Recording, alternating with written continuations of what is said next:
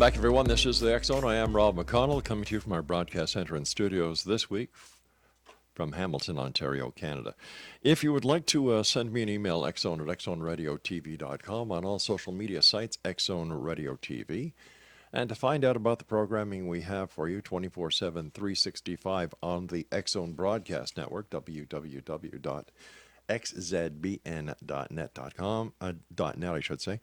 And for the X Zone TV channel on SimulTV, www.simultv.com.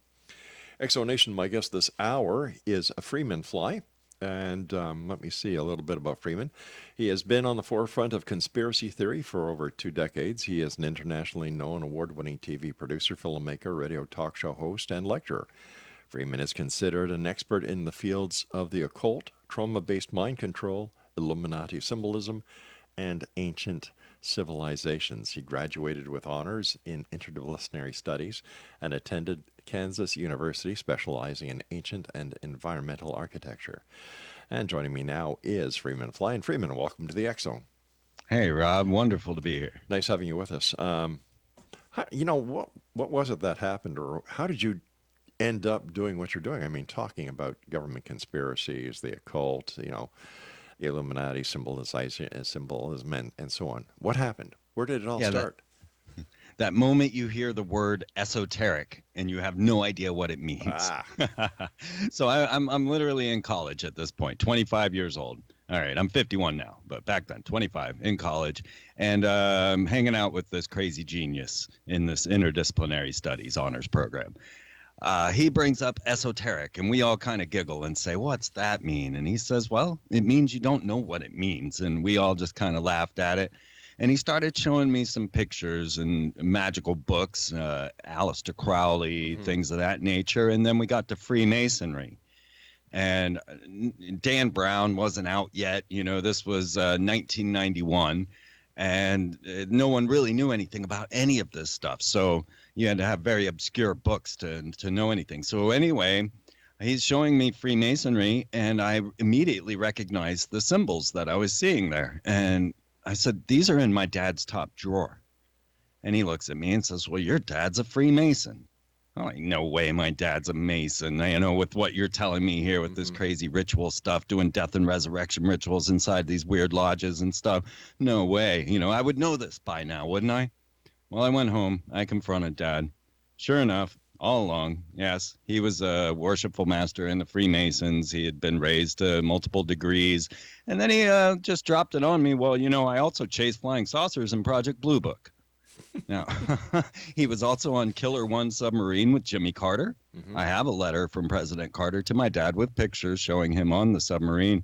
This whole secret life of my dad and my mom, too. She came up with all of a sudden her stories as well, being raised by a witch, strange tales that she went through in Europe. And so it became a lifelong fascination for me. Talking about Freemasons, there's a wonderful series on Netflix. And it's all about Freemasons, and they actually open the doors to the different lodges and watch the initiation ceremonies, the different, going from the basically the apprentice to there's 3 degrees, right? Anyway, they show you going from 1, 2 to 3, and so on. It's rather amazing, and you know what? I'm watching this and I'm saying, well, what's all the big hoopla about? Where's the secrets? Right. Even the Masons don't know the secrets. Yeah. They don't deal with that. My dad would say, I don't bother with that gobbledygook. I don't know nary Mason that has even read Morals and Dogma through and through, which I have. I've read all their books, their ritual books. Now, I've never become a Mason, never went through the lodge, so I can give away all their secrets without any fear of reprisal. Yeah, I forgot where I was really going with that. Well, you were talking about, your dad was a Freemason. He also dropped the bomb on you that he chased UFOs. And then your mom was talking to you about her connection with witchcraft, being brought up in the witchcraft area.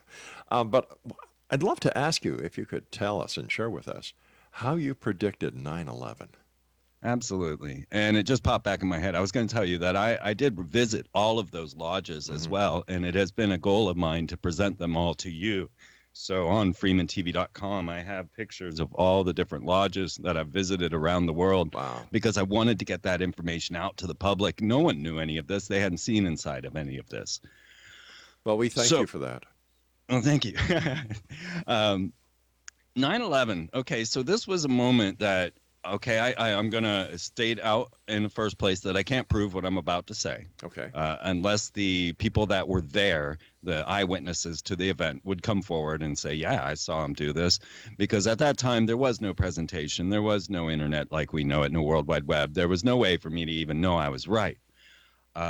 But what I tell the story for is so that the public can learn how I came to my understanding, and the fact that I got it right shows that I'm on to something. Agreed. So believe me if you will or not. I'm not trying to say, hey, I'm the guy. I'm just saying, hey, here's how I did it. Believe it or not. It was a mystical story as you start to unravel the magicians that are behind the scenes of everything. Alex Jones went into Bohemian Grove and came out with all the video of the, weird rituals going on in that 40-foot stone owl of our leaders, right? And we start to get this puzzled picture of the Freemasons, that these guys are actually practicing magical rituals behind the scenes and also within politics and in Hollywood. So I started to see these as I started to really get deep into the research of these secret societies. I started to recognize their signs and symbols, and I identified them all as the different corporate logos that you see all around you every day. McDonald's, Texaco, Shell, Starbucks. Mm-hmm. These are all Masonic logos. Every single one of them can be classified and identified within Masonic ritual. And I can go through every corporate logo and show you the Masonic ritual. Then I've also gone to every Mason lodge and I can show you the founding member, say, of McDonald's, Roy Kroc, and say, here he is in the Mason lodge, so that you know that it's correct. So I started to discover around me all of a sudden, everything had a different meaning, a different understanding. And Y2K came up. And as I'm sitting there, I was working at Kansas University at the time, and I'm watching the news and I'm gathering this story.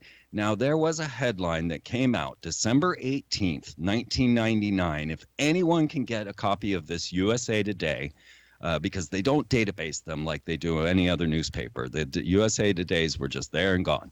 But the headline, December 18th, 1999, on the USA Today was, Muslims stop the Freemasons from capping the Great Pyramid with gold. Now, you can find the cancellation of the capping of the Great Pyramid with gold for Y2K. You can find that article. AP, everybody reported on it. But you will not find that headline that was put on USA Today. These moments started to transform my reality. And when I witnessed the Y2K ritual, immediately for me, I saw all these references to Lucifer. They burnt the river Thames at the speed of the sun. This was the river Styx, and having it connected to the sun going to Lucifer. They had the sun rise in the west. In the United States, they made a light so bright that it appeared from Europe as if the sun was rising. This was essentially a symbol of Horus, and again going back into a Luciferian. Bill Clinton stood before the public and said, our children are ready, the sun is rising. And all these references, and when you started to put them all together, which I did in my first film on corporate logos, you can clearly see that these were high-profile rituals performed in front of the public without them knowing. And, of course, they did not get to finalize it with the capping of the Great Pyramid with gold, which, of course, you see on the dollar bill, the Nova Order Seclorum, the New Order of the Ages. If you cap the Great Pyramid, completion of the work, which they did not get to do. Next thing we know, we're at war with the Muslims. So are you saying, or is it your hypothesis that the war against the Muslims was because the Freemasons could not cap the Great Pyramid with a gold cap? There's much more to that story, obviously. Okay. It really digs deep into some high strangeness, getting into even the potential of stargates. All right, so why don't we do this? In order so I don't cut you off, because I'm interested in what you have to say. I'm going to take a break now, and when we come back, we'll continue. How does that sound? Fantastic. All right, stand by, Freeman. Exonation, our guest this hour is Freeman Fly. And if you'd like to watch his latest video, Aliens from Hell, it's available on freemantv.com. Aliens from Hell, Freeman Fly from Freeman on Vimeo. 10 days after he presented Aliens from Hell at the ConspiracyCon 2013, Macintosh announced their new operating system, Maverick. Imagine his surprise as he realized he had predicted the new corporate logo, the mark of the beast. Christians, do you? We'll be back on the other side of this break as we continue here in the X Zone from our broadcast center and studios in Hamilton, Ontario, Canada. Don't go away.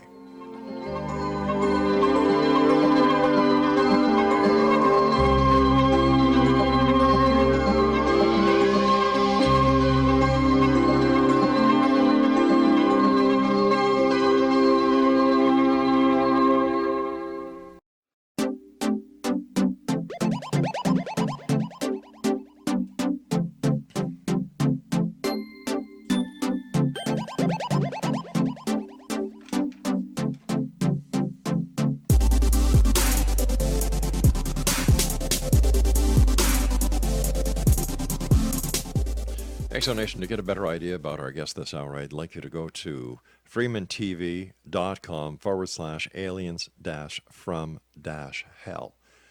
We're going to be putting this all over the place because I really believe it's something that everybody should see. And congratulations on all the work that you do, Freeman. Thank you so much. I really take this serious. I know you do. And, I appreciate that. I really appreciate when somebody really gives 150% in something that they believe in. And you certainly do that. Thank you. Okay, so we've got, where did we leave off? We were talking about Y2K. Y2K, right. And getting into the Bill Clinton story. So that's what Monica said. That was the moment that shattered my reality. And I said, I quit. I'm not going to be in this real world anymore. And I actually have never been. Really? I never got another job. I quit that real world at that time and began traveling the United States just as some sort of mystic fool. I think you underestimate your worth.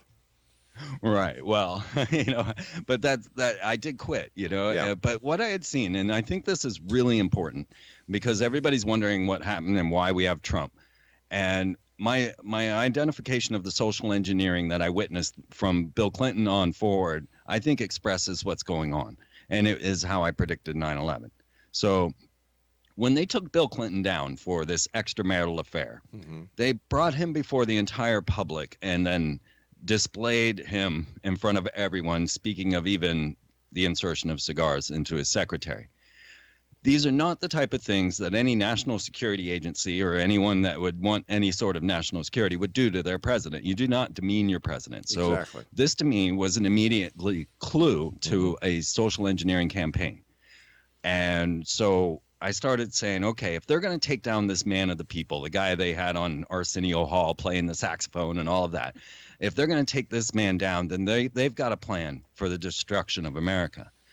And so I had been following Homeland Security during the Clinton era. And the entire time, the Homeland Security bill would come up in the 1st of October. They already had Tom Ridge, the governor of Pennsylvania, sitting off on the side as head of Homeland Security, which didn't exist yet. So it was pretty obvious it was going to exist. Every October 1st, I said, okay, they're going to need about 2 weeks of reaction time, but they're going to need some sort of false flag event to cause this. I didn't know the word false flag at that time. I said, but they were going to need an event to cause a Homeland Security bill to pass, because every time it came up, everybody said, this is the most unconstitutional thing I'd ever seen. So it didn't happen the whole time during the Bill Clinton era, but I kept talking about it. I said, it's going to happen. It's going to happen in the middle of September. Then I started getting deeper into the magical practices and understanding magical orders that were there. And I came to the revelation of 9/11. These are very important numbers within the black magic orders and are written about by the black magicians. There are entire chapters on 9/11 in Kenneth Grant's works from the Ordo Templi Orientis, the oldest black magic that you can get into. Anyway. So 9/11 was triggered to me. I was seeing these numbers and I was learning what they meant. Then I noticed that HW. Now, HW head of the CIA. We got lots to say about him becoming president, but that's a whole nother story. More time. He had given his New World Order speech on 1990 9/11.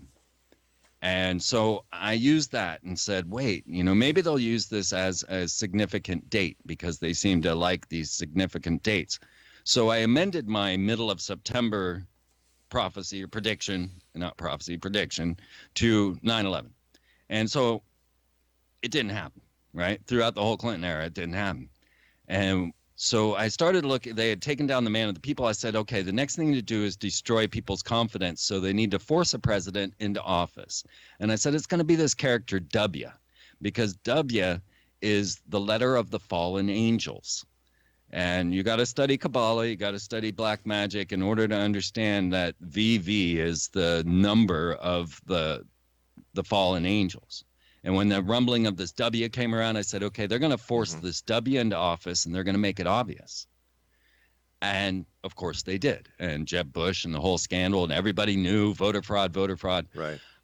So I said, okay, next president. Oh, well, then I knew. All right. Once my W prediction had come correct, I said, okay, this is going to be the year they actually do this. And 9/11. So in front of all of this large party, I announced, hey, there's going to be a major terrorist attack on 9/11. Don't freak out. This is all for your reaction. That was my best description of a false flag. And I dropped the mic. It was this party I was at, and the band had taken a break, and I just felt whimsical, and I went up and announced that. On 9/11, I had a dozen people standing at my door yelling at me, how did you know? How did you know? And I wanted to explain to them how I knew and how black magic was playing into all of this, but, what could I do? They were all so angry. But now, as a conspiracy theorist, what really shocked me was that two of the people in that line of people yelling at me at my door in the morning, I didn't even know 9/11 had happened. I didn't have a television. I didn't have a calendar. I had no idea what they were talking about. But they already had their $20 bills folded as the Twin Towers. Now, this shocked me, and I'm like, how could you possibly know that? And they said it was on the internet. So I'm probably the only one that knows that people knew about folding the 20 on 9/11, which is impossible unless they wanted you to know. Right? Listen, let me ask you something before we go further. The number 7, what significance does that play in the world of esotericism as well as in the conspiracy when it comes to 9/11 or the false flag, if it plays at all? Doesn't really play into the dark side. It's actually more of a positive lucky number that you will find. No, because the reason I was asking, I figured, all right, George Bush was president number 43, right? So 4 and 3 is 7. Just thought I'd throw it in. Right.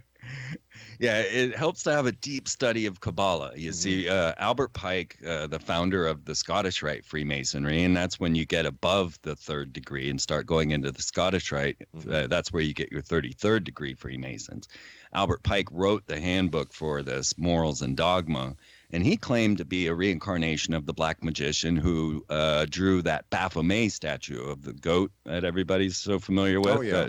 The Satanic Temple are putting up and all over.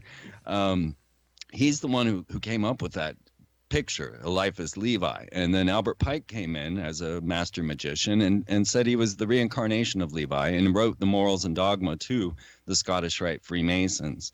And in that, he states over 70 times that Freemasonry is Kabbalah. So in order to understand Freemason ritual, you have to study Kabbalistic ritual, which also includes studying Hebrew and numerology and the tarot. All of these things come together and they form this system of magic that has been around for thousands of years that you can, there's a lot of work on this. It's not some flight of fancy. Magic is something they take very seriously. So I took them very seriously in this. And in using the ideas of Kabbalistic magic, like using 66 VV. Now in Hebrew, V is 6. So this gave me the foresight to say, okay, they're going to force this W into office and make it obvious. Then, as the next thing, once you had lost your faith in the system, next you needed to lose your concern for the Constitution. And I said, the next president, and this now is bona fide, like now I'm on the air, now I'm out talking to people, and I'm saying, okay, the next president, will not be considered an American. His eligibility will be questioned, and he'll be considered a foreigner. And of course, then came Barack Obama. Yeah. And I was correct again. Now, at least now this is bona fide. Now you can see my theories coming forward. And following that, I said the next thing is the honey boo boo effect, or what I called the satanification of America. Yeah. And that is to make America look like a buffoon and a warmongering buffoon to the rest of the world. So that's how we got Donald Trump. It's the honey boo boo effect. So where did Obama, what was his play in all of this? Was he just supposed to be the social experiment that went wrong so that people would say, see, we told you what would happen? Man, you're not going to believe this, but if you look at the pictures, you'll know that I'm telling you the truth. Now, this is an amazing story that unfolded on the air as we discovered the similarities between Barack Obama and Akhenaten. Sure. Now, I come from an education where I thought Akhenaten was a common name. I thought everybody knew who it was when I was talking about it. Didn't realize no one knows that that's King Tut's dad. He was also married to Nefertiti. Right. Yeah. Exactly. And, well, I started to put these pieces together to say that perhaps Barack Obama was a clone of Akhenaten. Now, this was just going on the similarities of their faces and how closely they resembled one another. But then it also went along with, well, their signs and symbols that were coming up. Of course, Obama's symbol was the rising sun, same as the Aten of Akhenaten's. But then it went on to their Secret Service names, him being called Renegade, which Akhenaten was known as the Renegade Pharaoh because he created monotheism. Akhenaten, Sigmund Freud thought he was Moses. A lot of people, there are doctorates out there that show that Akhenaten could have been Moses, retold in the story. Akhenaten did a lot for his people. Well, that was the thing. You see, in every Grand Lodge of Freemasonry, there is a temple to Akhenaten. You can see it in my photographs. There's one in the Grand Lodge of New York, Grand Lodge of London, Grand Lodges everywhere, Philadelphia. They all have a shrine to Akhenaten. Hey, listen, I hate to cut you off here, my friend, but these are hard breaks. And being in the radio business and media yourself, there's a lot of things we can do, but we cannot buck a hard break. We'll be back on the other side of this commercial break with the news with our very special guest this hour, Freeman Fly. His website is freemantv.com. But check this out, Exo Nation, www.freemantv.com/aliens from hell. This is the Exxon. I am Rob McConnell. We'll return on the other side of this break with the news. Don't go away.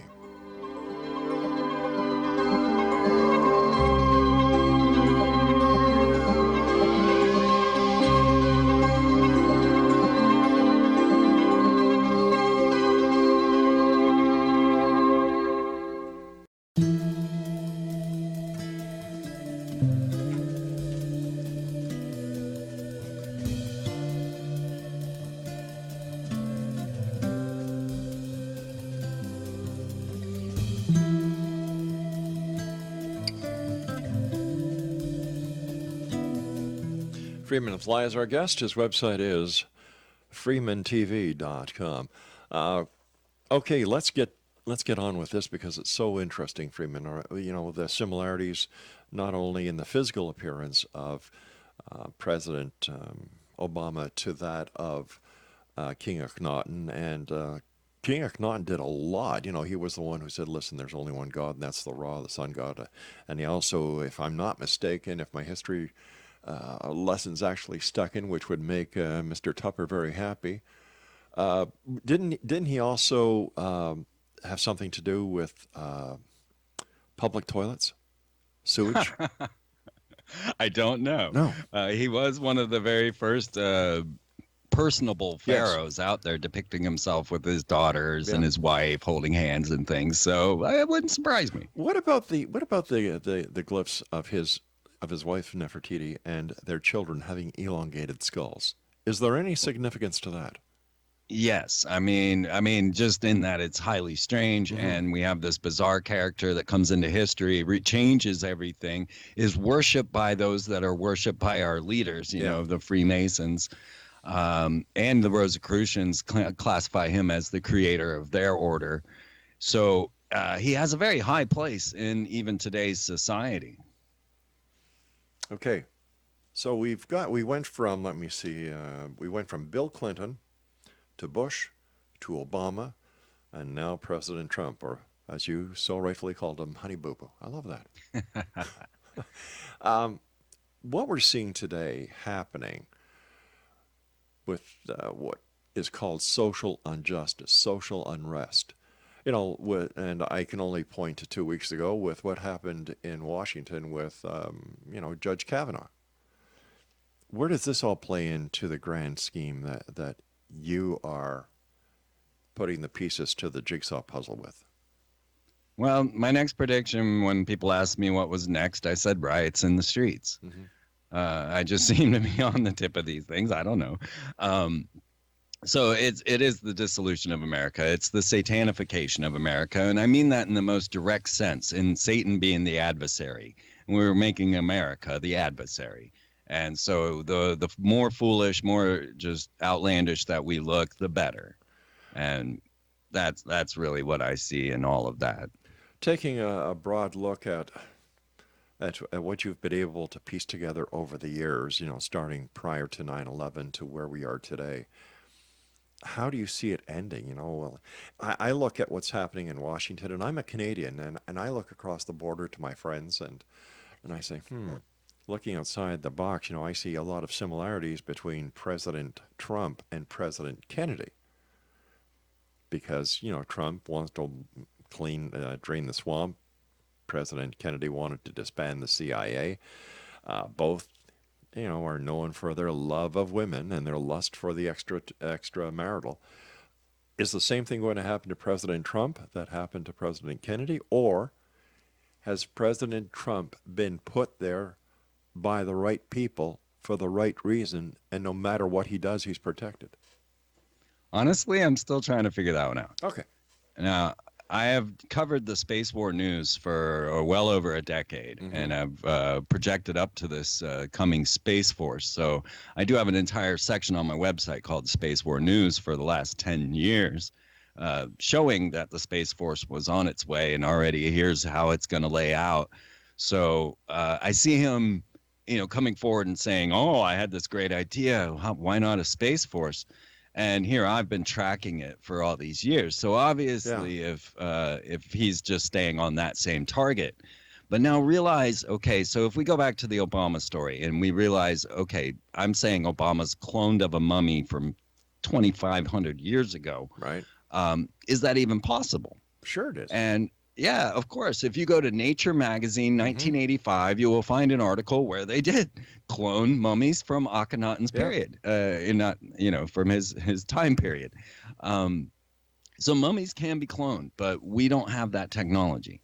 But what if we started getting to where we have the Avatar program, mm-hmm. and we do have human cloning, mind transfer technology, and therefore transhumanist eternal immortality?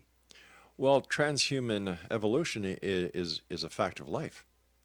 We see it all the time. People, when we look at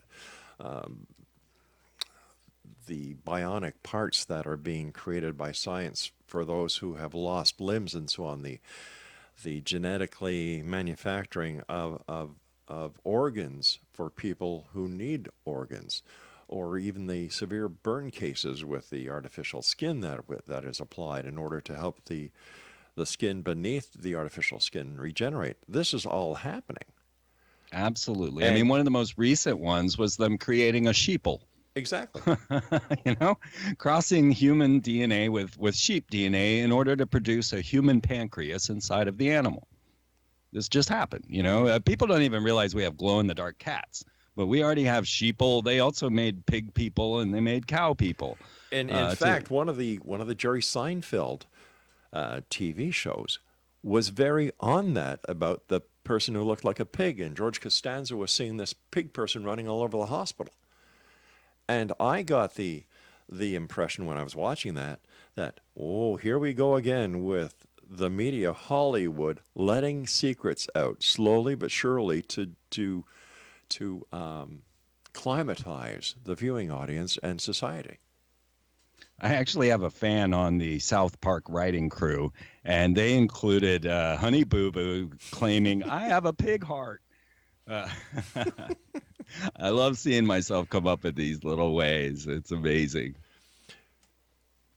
When do you think it's all going to click in that we are entering the transhuman evolution?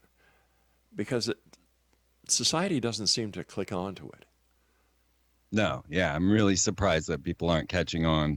I mean, I'm ready to set up a business to sell these glow in the dark cats because I think they're going to be a phenomenon. Mm-hmm. Because they produce glow in the dark cats, so that's something about genetics you should know. Once they crossbreed these things, they keep making that same breed. So, here we have this Russian billionaire Ichkov that went around to DARPA and other governments saying, and to billionaires, look, I can give you immortality.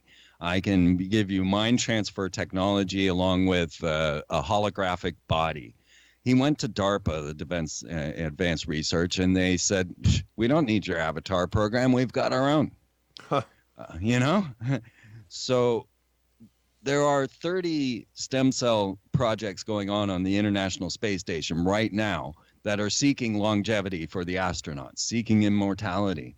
There is human cloning going on the International Space Station openly, I don't know when people are going to catch on to this situation because certainly Obama as a clone, it flopped as far as the public attention to it. Children took to it immediately because it is completely provable.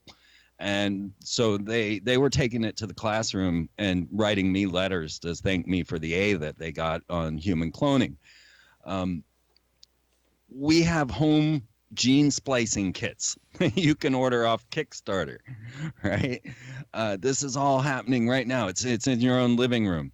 So when people catch on that this immortality is something that the elite already are well thinking about, then you better start to realize the new world that's going to come from that. I mean, imagine if you could be immortal. Mm-hmm. Then how would you control people? What would you do with them?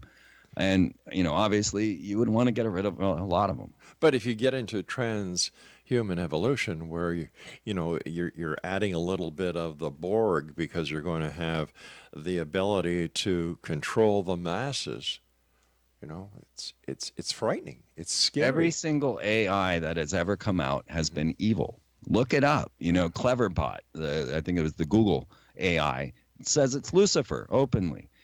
They put a AI in Twitter and it became a eugenicist Nazi. Every AI you will look into, now we have Sophia and Hans, these robots from Hanson Robotics. And Sophia is making a big splash. She's actually been given citizenship by Saudi Arabia. So now we got a robot with citizenship. And she watched this video called Two Robots Debate the Future of Humanity. Because Han, he gives quite an example of what the robots are really thinking. And now take into account that they are in a robot hive mind. There is an AI hive mind that they talk about. Yeah.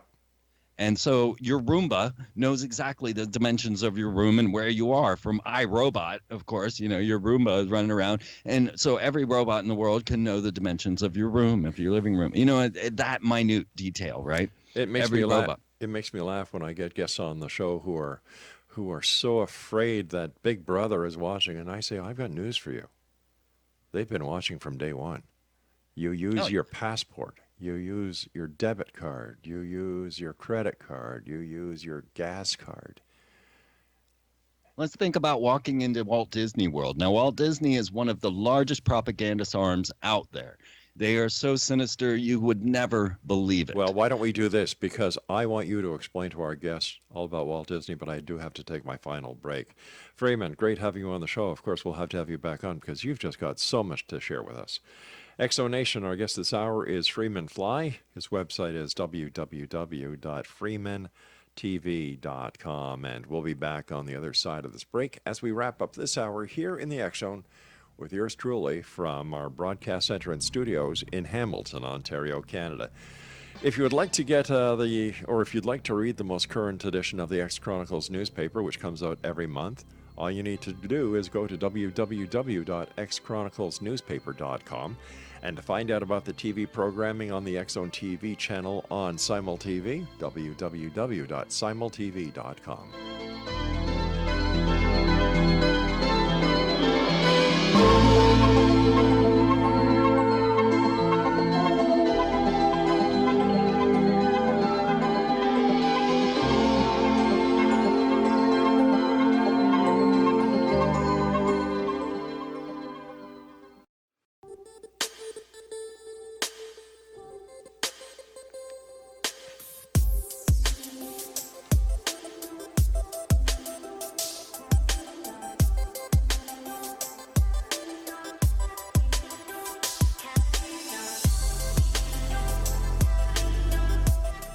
Exonation Freeman Fly is our special guest this hour. His website is www.freemantv.com. And first of all, Freeman, thanks so much for coming on the show. You know, you talk the talk and you walk the walk, so hats off to you, my friend. Thank you. All right, we were just talking about Disneyland as being one of the biggest propaganda machines, so please, let's go with it. Yeah, I can't recommend enough that you go to Disney's website and purchase Disney on the Front Lines. It's the only place you can get it, or I'd tell you to go somewhere else. But Disney on the Front Lines is their early World War II propaganda films, cartoons and such. And as you're watching this, they get to this one cartoon called Education for Death, which I believe you can watch on YouTube. Education for Death was so monumental for teaching children when it is the right time to kill, that the Nazis said, wow, you know, Joseph Goebbels, the Nazi propagandist, said, let's copy Disney. And Disney proudly states this in the documentary on their propaganda films. They're like, yeah, the Nazis copied us, you know, they're proud of it. So I'm not making this up. So everything that Disney, if you walk into Disney, you know, first of all, Disney, every ride is sponsored by a military industrial complex corporation. And if you go to GE, RCA, Martin Marietta, all of these different war corporations actually run the rides. You know, they get paid for when you go on the e-ticket rides and whatnot. So I grew up at Walt Disney. My mom met Walt Disney, and I grew up right there at Walt Disney World. Now, imagine you walk in there, just to give you an idea of what our world will become. As you walk into Disney, as you were saying, you give them your credit card. Yeah. They take a picture of that. You give them your thumbprint so that you can then identify your ticket. So now they've got your biometrics and your credit information. You walk in and you get to that big ball that's the Siemens Planet Earth in Epcot. And as you're walking in, you'll see that there is an entire field of people's faces etched into like titanium or something. It's super strong metal. And so you can have all your biometrics embedded in that place forever. Once you get inside of this big ball, they tell you how the Invisible College created your reality by creating mathematics, art, science, and all of that. They tell you exactly how the Brotherhood led you into this mess. And then as you're in the ride, they ask you, well, what would be your favorite vacation? And they ask you to allow a picture to be taken. So suddenly now they take your picture and you have to give them all this data. Well, then your picture flies off the cartoon that they had made of you at your favorite vacation, and it goes straight to your hometown on this giant map in the middle of the exit. So now they've got all your information. You're completely databased. And if you wanted to, you can pay them to immortalize this in the field. And then, of course, they have the worst food and everything's super expensive and you can't get through. That's our world in a nutshell that they want to create is, you know, we live in a shopping mall. We live in a theme park, and everything is manufactured and controlled and run by these military industrial corporations. But, you know, people underestimate how sinister Disney really is because they have such a great front. But, you know, there was Walt Disney with Werner von Braun, right? You know, the Project Paperclip, it came straight to Disney, you know. You got to take all of this into account when you realize what they're producing and how much they control now. You know, they own ABC, they own Marvel, they own what did they just buy? The Star Wars, anything that has a real propaganda effect in it, they own it.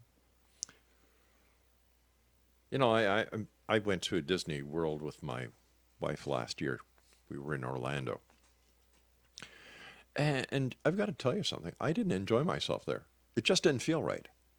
Yeah. It just didn't feel right. And what really threw me off, you had all these adults acting like kids. Like it's like they walk through the gates and something takes over their mind.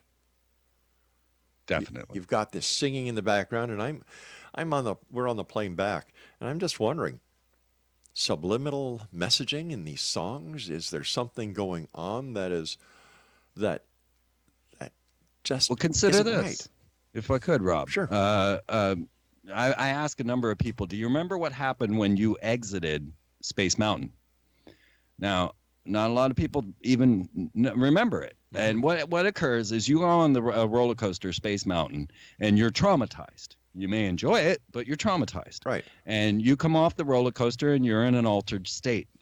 Well, guess what happens? You're put on this nice, comfortable people mover, a little platform that keeps you rolling along. And Monsanto is showing you exactly what your future will hold and has since the 70s. You know, Monsanto got its start with Walt Disney back in the World's Fair. And then they have this presentation at the end of Space Mountain. So as you're in your altered, traumatized state, they're showing you're getting your teacher on the television, your aquaponic kitchen with its mysterious washing machine and all of that. You are completely programmed into this future by Monsanto. And then the last thing that happens to you as you exit is all of a sudden you're on camera and you're being filmed everywhere.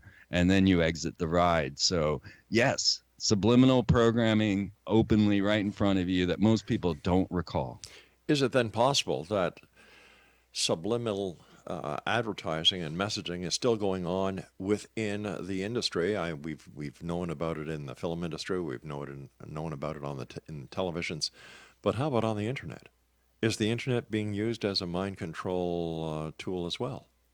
That's a toughie. You know, I honestly constantly say I don't think they saw us coming.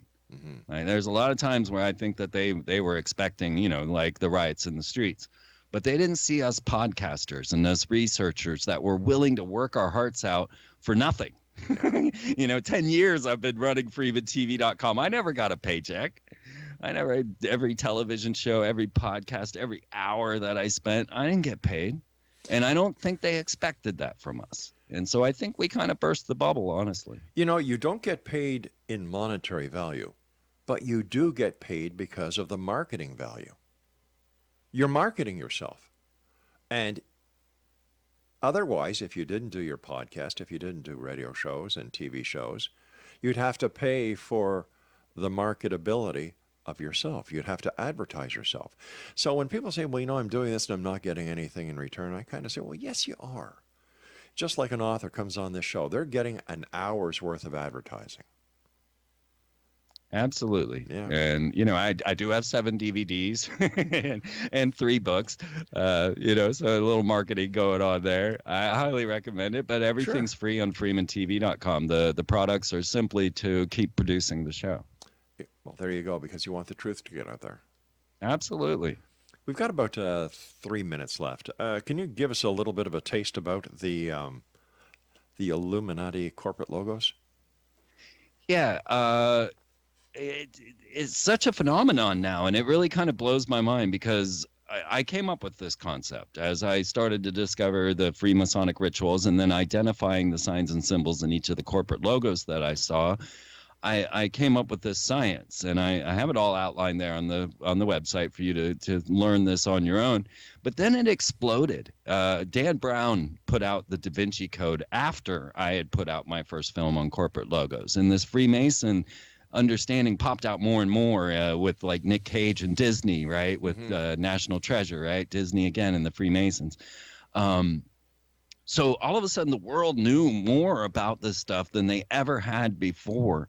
And this concept that people called it Illuminati corporate logos, I've been battling that since the day one because of the Illuminati. That's a lark. That's a specter. There is no such thing. It doesn't exist. If you go hunting the Illuminati, you're lost. If you look at Freemasonic corporate logos, now you're starting to understand something. Now you're starting to realize the science and the math and the the magic behind it. And then, of course, you got to get into Kabbalah in order to understand all of that. But so Illuminati is a misnomer. Freemasonic corporate logos is better. And, what I try to tell people is you really got to understand the magical orders. Got to learn about the OTO. I mean, if you don't know about the Ordo Templi Orientis, you're not seeing the black magic being performed in front of you by Madonna or many others. And once you see and understand this, it really gets strange, because now we're talking about communication with interdimensional demons openly. This is what the OTO is about in their ritual sex magic. And of course, now you can watch that on television because CBS, the Eye, put out the Strange Angel about Jack Parsons in the rocket program. And so now you can openly watch these OTO rituals on television. So I guess people are going to start to catch on to that as well. Listen, our time is very short right now. I've got about 30 seconds before you and I have to say so long. First of all, thanks again for coming on the show. I look forward to having you back on in the future. And where can listeners get your DVDs and your books? FreemanTV.com, and just go over to the shop page. I have a glow-in-the-dark cat T-shirt going on, but they're almost sold out. I try to get these topics out into the public forum. I actually sparked a great conversation at the post office in that shirt. But yes, just go to freemantv.com and surf. There's 13 years of stuff there, and you can spend the next 10 years there and never see the same thing twice. Hey, Freeman, thanks a lot for your time. Look forward to having you back in the future. Until then, take care of yourself and stay well. Thank you, Rob. You too. Bye-bye. Exonation, Freeman Fly has been our guest. And for more information about Freeman, visit his website at www.freemantv.com. Now, I'll be back on the other side of this commercial break with the news as we continue here in the X Zone from our broadcast center in Hamilton, Ontario, Canada. I had to look at the calendar, see the heck where I was, Craig. You can always send an email, xzone@xzoneradiotv.com. And don't forget the X Chronicles newspaper, www.xchroniclesnewspaper.com. I'm Rob McConnell. This is the X Zone. I'll be back. Don't go away.